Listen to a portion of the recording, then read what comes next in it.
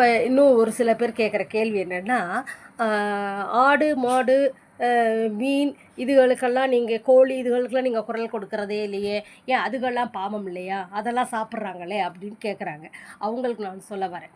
அதாவது ஆதி காலத்திலேருந்து இப்ப வரைக்கும் ஆடு, மாடு, மீன், கோழி இவைகள்லாம் இறைச்சிக்காகவும், உணவுக்காகவுமே வளர்க்கப்பட்ட விலங்குகளாகவே பார்க்கப்பட்டிருக்கிறது.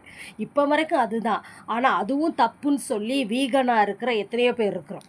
சரியா? எத்தனையோ பேர் இருக்காங்க. ஆடு, மாடெல்லாம் காப்பாத்தலைன்னு யார் சொல்றீங்க?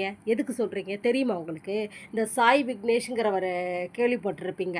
அவர் மாரியே இன்னும் நெறைய பேர், பல பேர் எனக்கு தெரியல. அவங்கலாம் இந்த மாரி கசாப்பு கடைக்கு லாரியா, கண்டெய்னரா கூட்டிட்டு போற மாடுகள், ஆடுகள் எல்லாம் அதெல்லாம் தடுத்து நிறுத்தி அவர் ரெஸ்க்யூ பண்ணி ஒரு சாங்சுரியே வச்சு நடத்திக்கிட்டு இருக்காரு அவர். அவர் சொந்த செலவுல. அவர் மத்த வாலண்டியர்ஸ் ஹெல்ப் மூலமா அத பார்த்துக்கிட்டு இருக்காங்க. புரியுதா? அதே மாரி இந்த மேடுன்னு ஒண்ணு இருக்கு. அங்க போய் பார்த்தீங்கன்னா, எத்தனை கால்நடைகள் ரோட்ல குதிரைய பீச்சுல நல்லா சம்பாரிக்கிறதுக்கு பழக்கிட்டு, அது வயசானோன்னே, இல்ல அதால முடியாத பட்சத்தில ரோட்ல உட்டுட்டு போற பரதேசிகள்லாம் இருக்கு. அந்த மாரி குதிரைகளையும் சரி, மாடுகள் இந்த பால் குடுக்குற வரைக்கும் ஓகே. குடுக்க முடியல, பால் குடுக்குறது நின்னு போச்சுன்னா, உடனே கசாப்பு கடைக்கு அனுப்பிர்றது. அந்த மாரி உள்ள விலங்குகளை கூட ரெஸ்க்யூ பண்ணி, அந்த மாரி அந்த மேடு அப்புறம் இந்த சாய் விக்னேஷ் நடத்துகிற சாங்சுரி நிறையா வாய்ஸ் ஆஃப் ஸ்ட்ரே டாக்ஸு, ஓவியான்னு ஒரு பொண்ணு ரோட்டில் இருக்கிற அத்தனை நாய்களையும் வச்சு வாய்ஸ் ஆஃப் ஸ்ட்ரே டாக்னு சொல்லி அவங்க ஒரு இது மாதிரி காப்பகம் மாதிரி வச்சு அவங்க அவ்வளோ நாயை பராமரிச்சுட்டு இருக்காங்க. எத்தனை பேர் அப்படி இருக்காங்கன்னு உங்களுக்குலாம் தெரியுமா? தெரியாது. தெரியாமல் எதுவும் பேசக்கூடாது. புரியுதா? அப்புறம் இன்னொருத்தர் யாராவது சொன்னாரே, கொசு ஈ எல்லாம் கடிச்சா கோபியே சொன்னார் அந்த முட்டாள். கோபி, நீங்கள்லாம் ரொம்ப பெரிய அறிவாளின்னு நடிச்சுக்கிட்டு இருக்கேன் மிஸ்டர் கோபிநாத்.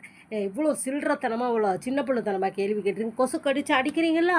ஈ வந்தால் அடிக்கிறீங்களா? ஏன்னு கேட்குறீங்க. கொசு ஈயெல்லாம் என்ன பண்ணாலும் அதுகளை ஒழிக்கவே முடியாது. அதுகளுக்கெல்லாம் குடும்ப கட்டுப்பாட்டு பண்ணி குறைக்க முடியுமா? சொல்லுங்க. முடியாதுல்ல. அந்த வசதி இருந்தால் அதையும் பண்ணி குறைக்கலாம். ஆனால் அதுக்கும் காசு ஏதாவது போட்டாங்கன்னா அதுலேயே தான் கொள்ளையடிப்பாங்க. ஆனால் நாய்களுக்கு கொல்ல வேண்டிய அவசியம் இல்லை. கருத்தடை செய்து விட்டுட்டா அடுத்தடுத்து குட்டி போடாமல் அதன் இனம் பெருகாமல் இருக்கும். அதோட ஆயுசு காலம் 8லேருந்து 15 வயசு வரைக்கும், வருஷங்கள் வரைக்கும் யாராவது ஏதாவது சாப்பாடு போட்டாங்கன்னா கிடைக்கிற சாப்பாடை தின்னுட்டு அது பாட அமைதியாக இருந்து அது வாழ்நாளை கழித்து விட்டு இறந்து போகும். இதை தான் நாங்கள் சொல்ல வரோம். இது புரியாமல் என்னமோ இவங்க தான் புத்திசாலி மாதிரியும், மற்றவங்க நாய்களுக்காக பேசுகிறவங்கெல்லாம் பெரிய முட்டாள் மாதிரியும் பேசுகிற